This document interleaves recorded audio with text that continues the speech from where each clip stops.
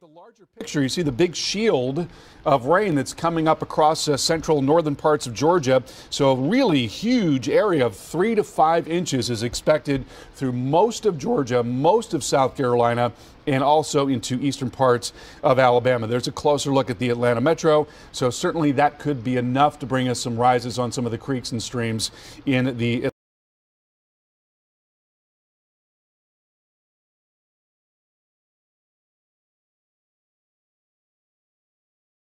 Atlanta metro area. And let's get back out to Jen now in Tallahassee. And Jen, you know, as mentioned, not an easy time in Tallahassee, but if the core of the storm had been a little more offshore, tracking up along the west coast of Florida, it would have retained more of its strength, and it would have been an even bigger hit there in Tallahassee.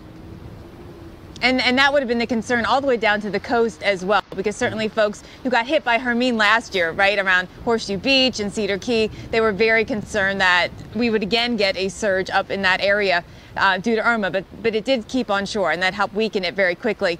You know, I feel like we're going to get the circulation right over us. It's just weakening so much, it's not mattering as much here in Tallahassee, but I'm watching the radar and the way the rain is rotating around. But I'm especially watching that rain that's heavy in South Georgia, around the Waycross area. I saw in the latest flash flood warning that local law enforcement is reporting water entering into homes. It's Waycross, Stephen Foster State Park, Manor, and Needham are some of the locations that are getting that. So, Carl, can you time out when that rain is going to move out of there? Because I'm sure those folks really want to know when they'll get a break. Yeah, absolutely. Let's take a look at our resolution modcast. And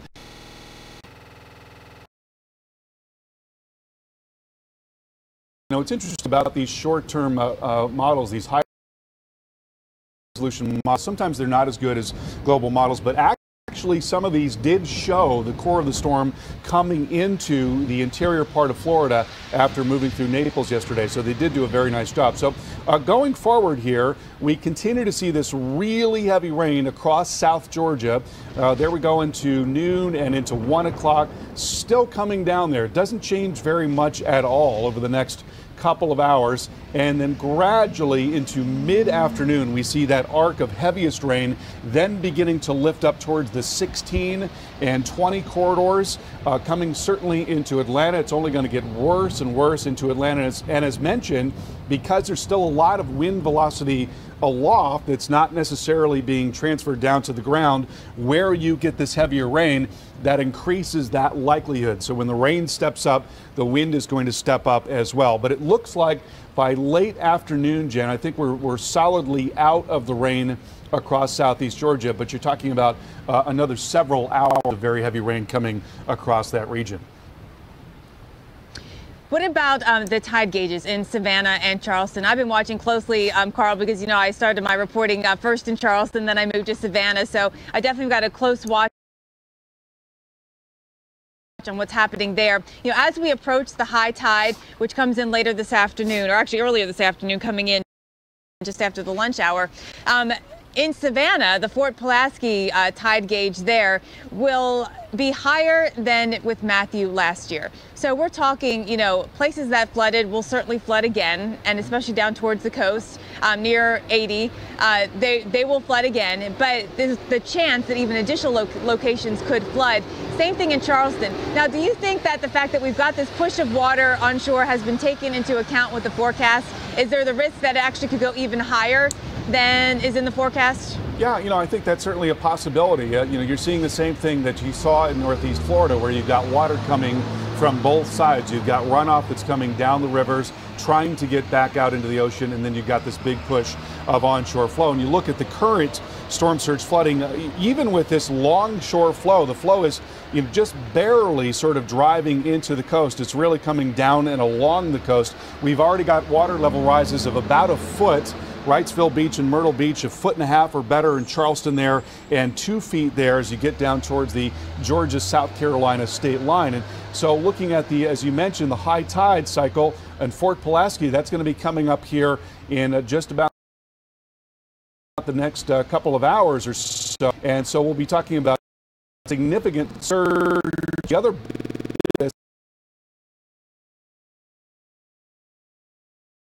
that While the wind has been more of a longshore wind, it's going to turn into more of an onshore flow, especially by late afternoon. I mean, that is driving right into the coast there as we're still seeing heavy rain that's beginning to lift up and into parts of South Carolina.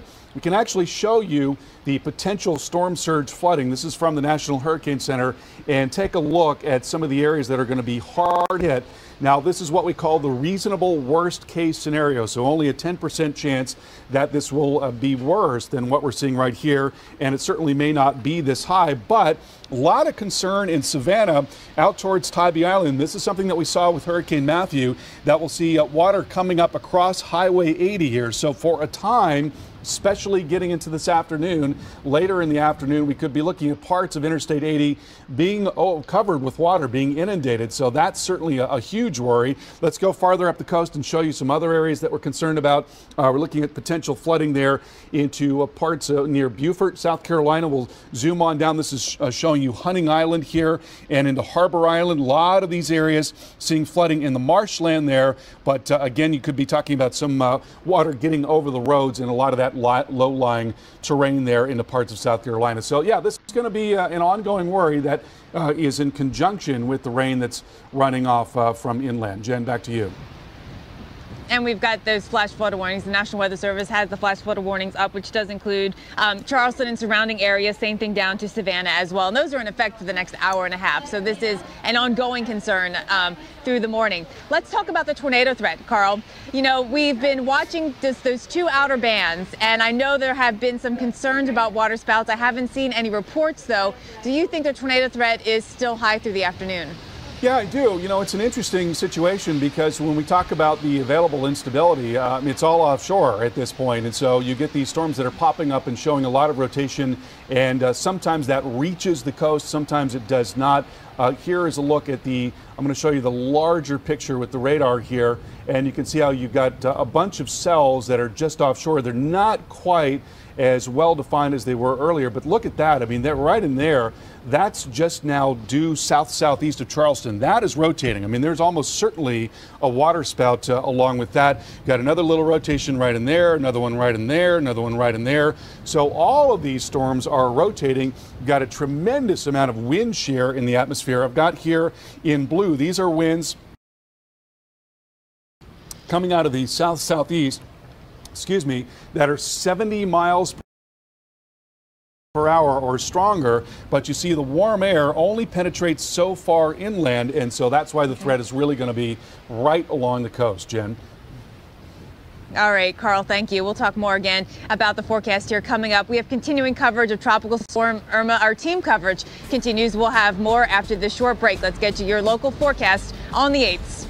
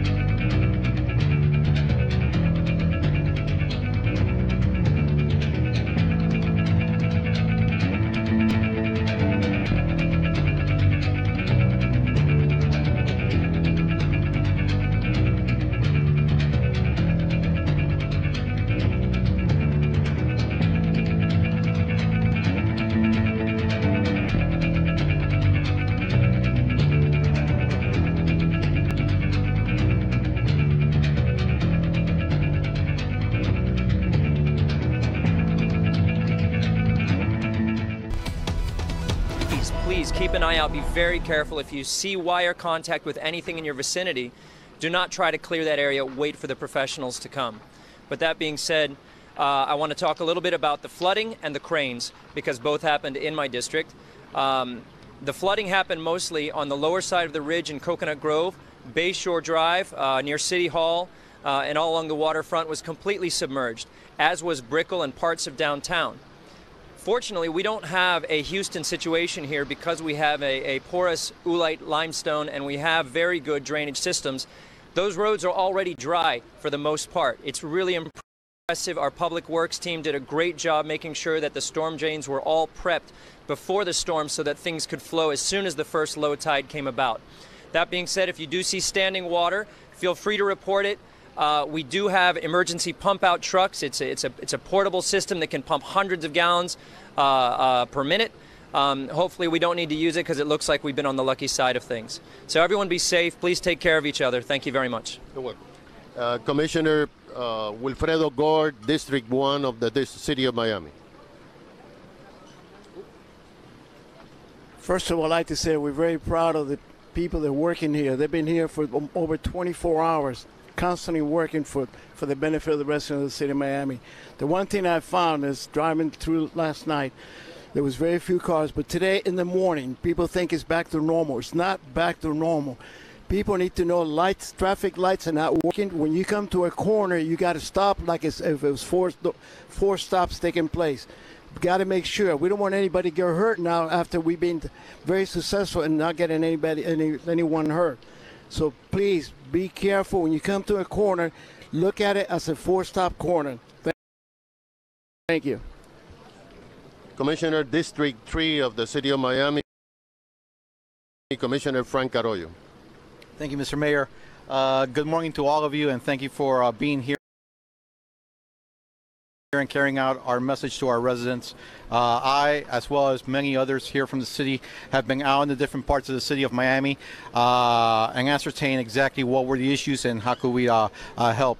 The majority of the issues have been down trees, down fences, material stuff. Thank God it doesn't seem like there's been any lives that have been passed away, so that's the first thing, the priority. I want to ask all of our residents, number one, please stay within your own neighborhood, within your own houses. There's a lot of vehicles out there that actually are getting in the way of us doing our jobs. Number two, please have patience. Please, please, please have patience. 70-something% of the city of Miami does not have electricity. We have an FPL representative here. They're focused, number one, on fire stations, police stations, hospitals, then the major thoroughfares, and then the neighborhoods. So it may be a while. So once again, please have patience. And we're just listening to a press conference from the city of Miami updating conditions after the storm. You know, something that was echoed here, which we've heard on our air earlier today, which is please don't go out and sightsee. You know, power is out.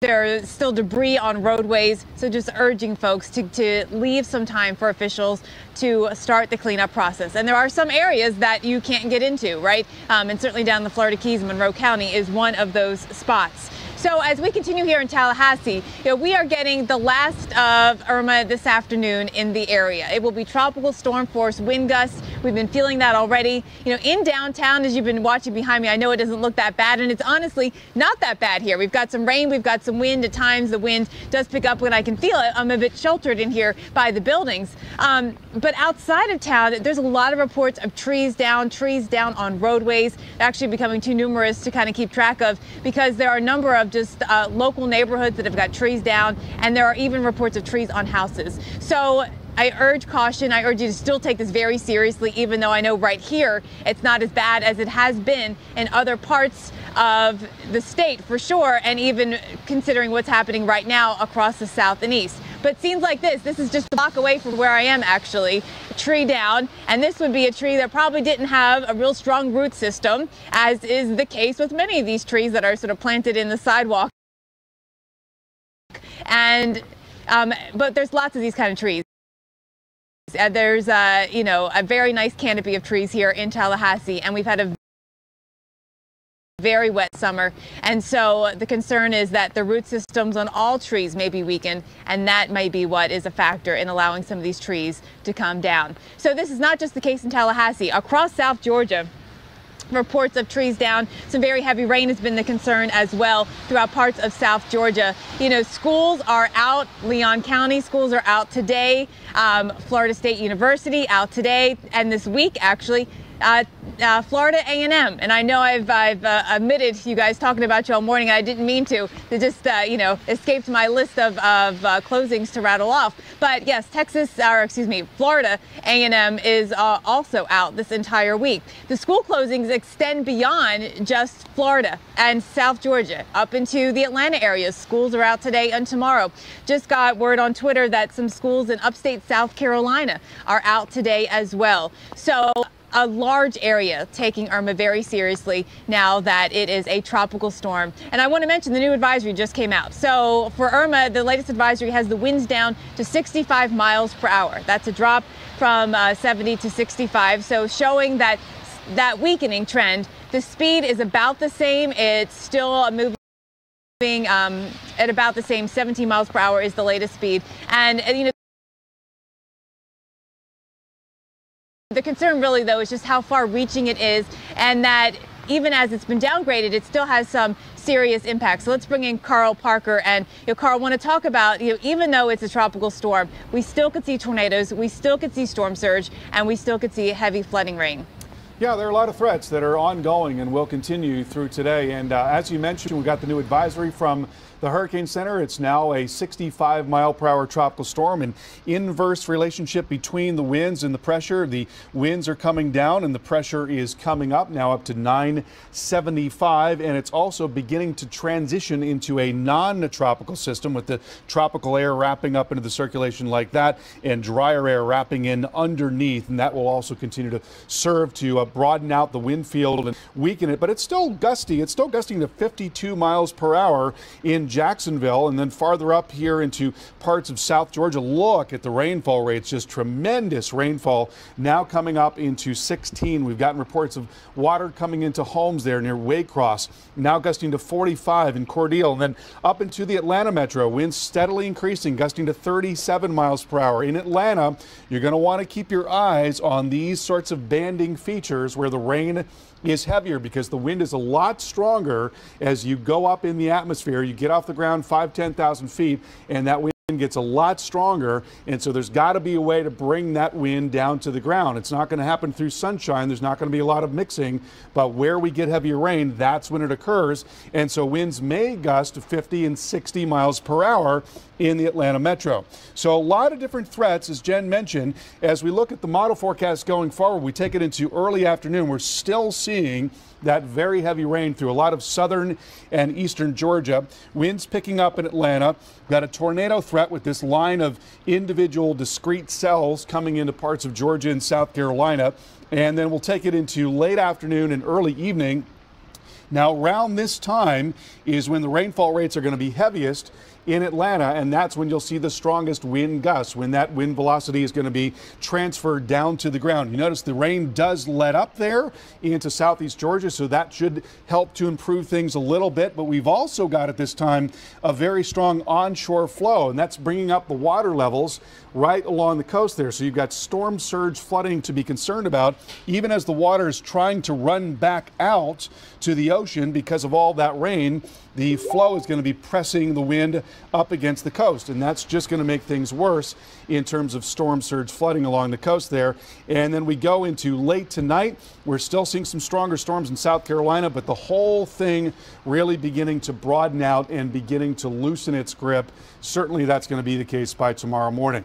No change to the warnings here. Tropical storm warning still in effect for just about the entire state of Georgia, parts of South Carolina, a lot of Alabama. So that's where tropical storm winds are expected. And again, they can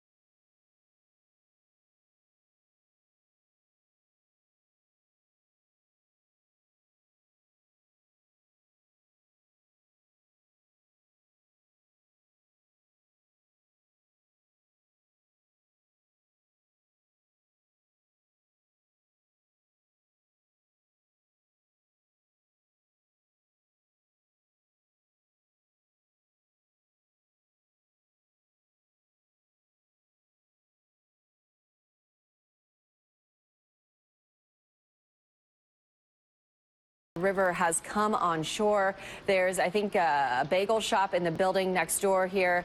It looks like folks are actually wading out into the water. That's an incredibly dangerous situation because, as you know, just on the other side of the little barrier there, which has been overrun by the water, it is deep there into the St. Johns River. And if they were to lose their footing and potentially some kind of current pulled them out there, that would be a swift water rescue. And I'm not sure how that would turn out, really, to be honest. By the water. It is deep. Look at the waves that are out here over the St. Johns River. This looks like the ocean. I mean, on some days, the river looks just that choppy, but we've never seen it come over like that. So again, high tide here at the Main Street Bridge is going to be at 1:58.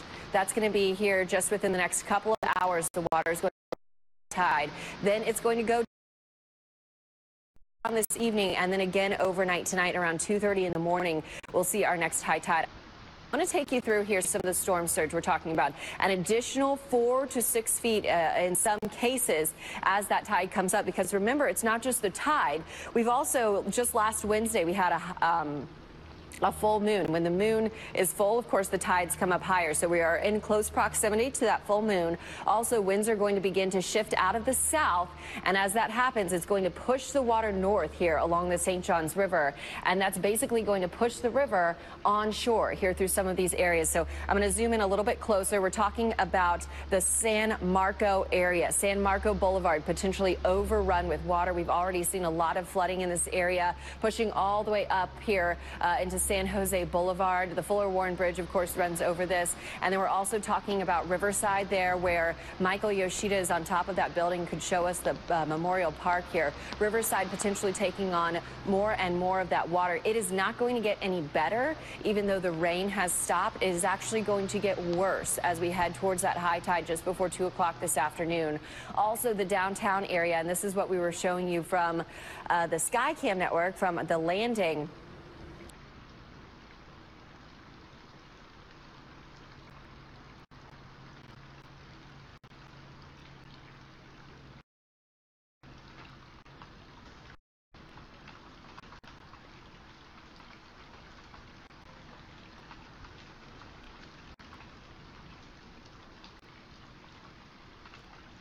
To you live. Now I'm hoping that we'll have some new information about the extent of damages here on Marco Island. Reporting live on Marco Island, I'm Risa Morris. Back to you. Risa, thank you. And now that daylight's here, we're certainly seeing the extent of the damage on Marco and many places in Southwest Florida from Irma. We have an update right now about the 911 systems in Collier County and the city of Naples. The North Collier Fire Rescue says that the county system is operational, but the city of Naples 911 system is down. Either way, if you're experiencing an emergency, you still call 911. And NBC2 now knows that the Sanibel Causeway has been inspected. It is still not open. Motorists will not be able to cross until Tuesday. Lee DOT says they will continue to inspect other bridges and bring further updates soon. An important note, too, for those wanting to head home today. Fire officials in North Collier are asking that you don't do that. They say to stay off the roadways unless it is an emergency. If you must drive, they remind residents all intersections should be treated as a four-way stop. Remember, take things slow. Look out for any debris and fallen trees or power lines, and treat all power lines like they are energized. And right now, people are going over the Fort Myers Beach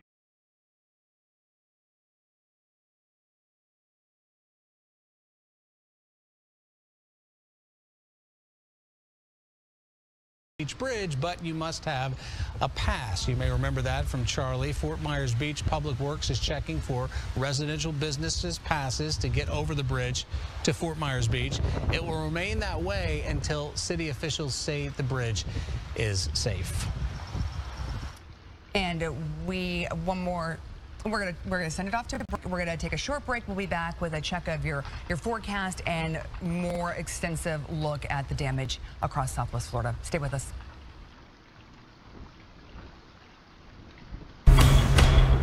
This is where heroes are made. Oh, they told you that?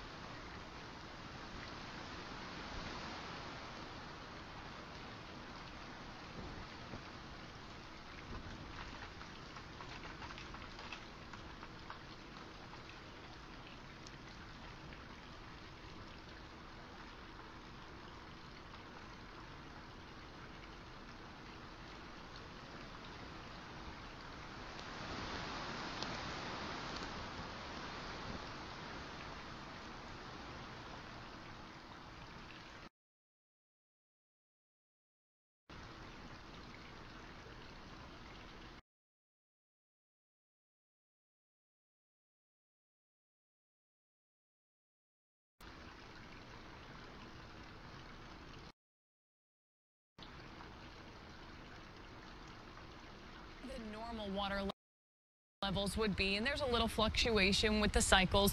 But as we moved through yesterday and Irma came in, we saw that water going down in the river and then a fairly rapid rise in the water levels as we've been moving through this morning. You can see as we're moving closer to midday here, the water level seems to be leveling off a little bit around the Caloosahatchee, but it's certainly high enough, about 3 feet higher than it normally is, and that's why we're seeing that flooding along parts of the Caloosahatchee, both it sounds like on the north and the south side of the river. So again, seems like things are leveling off, but it may be slow to recede as we move through today, especially with any additional rainfall. Also, just found some of this information, the Imperial River here, and this has been a big concern around Bonita Springs. As we move through the last couple of weeks, we know we had some really bad flooding. Well, the Imperial River over the last couple of days here has slowly started to recede, but now look at the latest jump in the gauge. You can see that the Imperial River is starting to fairly quickly rise. This likely a sign that we are going to see some issues out there on the Imperial River. Also, we'll take a look at one more of these. This is from Shell Creek near Punta Gorda. Again, you can see over the last couple of days, things have been fairly steady. And then as we move through today, we're starting to see this fairly rapid rise. So it looks like the reason we're seeing these rapid rises on some of our rivers and our inland waterways is because of the flow behind Hurricane Irma. The good news is the winds are starting to come down a little bit, but look at the arrows. The arrows are the indication of the wind direction. So those winds are coming in out of the southwest today, and the orientation of most of these rivers that we're talking about, that southwesterly wind is able to sort of act like a funnel. These rivers, the wind is helping to push the water up some of these waterways, and that's why we're seeing kind of a delayed onset of flooding in some of these locations. So we're certainly going to continue to keep an eye on all of those gauges, and our live reporters, of course, are going to continue to bring you live pictures of what it looks like out there. We'll monitor those sites for you. It seems like things in the Gulf of Mexico right now look pretty good. Looking at some of our live cameras and our reporters out at the beach, things don't look too bad there as far as storm surge is concerned,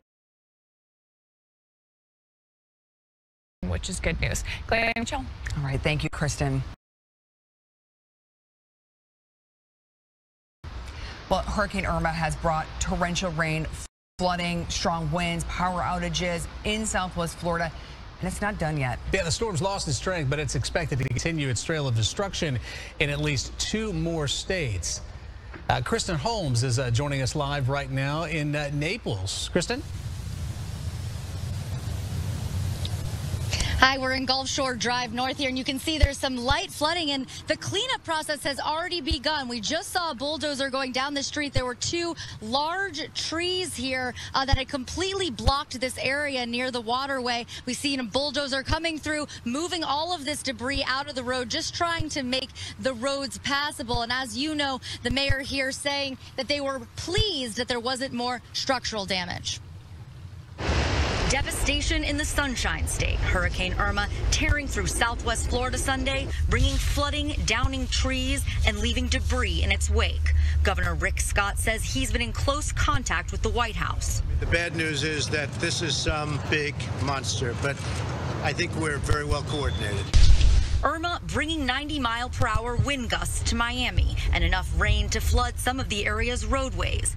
It's just not safe to go outside. You could step in a puddle or step in a very light patch of water, and it could be completely electrified with a live power line, and it will kill you.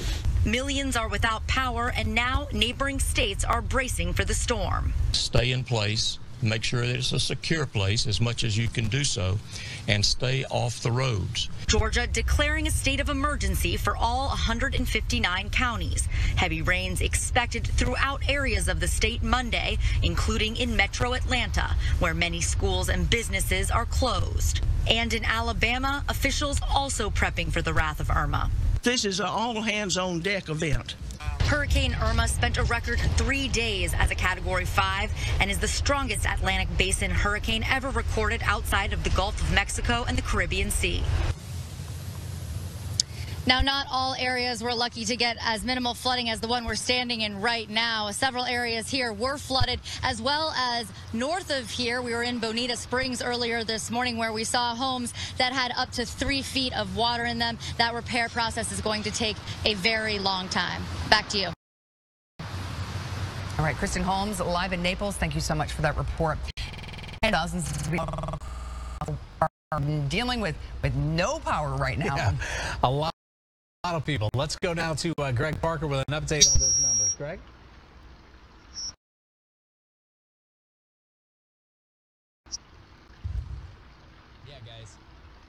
Millions of people are dealing without power this morning, to be exact. At 11:26 in the morning, they are still continually probably sitting in the dark right now as the sun continues to come up. Do want to show you some interesting numbers here. We did get an update from FPL. There we go. I can say it right here in just a moment. 227,000 people out of 259,900 in Collier County right now, or Lee County rather, are sitting without power. Same thing down here in Collier County, was we've been discussing Naples, Marco Island, some of the toughest areas that were struck by Hurricane Irma. 200,000 still without power this morning at this time. While I have the map pulled up, I do want to show you Miami-Dade County, because this is one of the largest counties that are served by FPL. 811,790 are sitting without power at this time. Now, I do want to let you guys know that we are awaiting a live press conference from FPL in regards to the restoration process and how they plan to go about that. Again, that starts at 11:30. As soon as we know something, of course, we will let you know right away. Let's go and check back with you. Rachel, Clay? All right, thank you, Greg. And while we're waiting for that press conference, we are going to just take a short break. We'll be back after this. For my new kitchen, do I want traditional or contemporary? Range or cooktop? Electric or gas? 36, 48, or 60?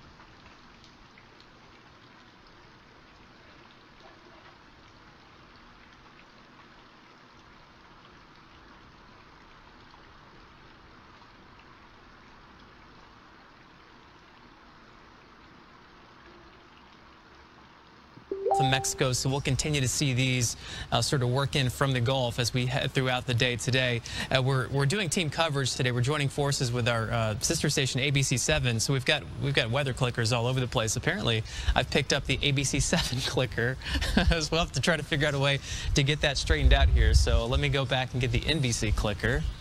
And we'll zoom in here around Immokalee, and you can see some of the rain. This is sort of going to be the theme today. We're going to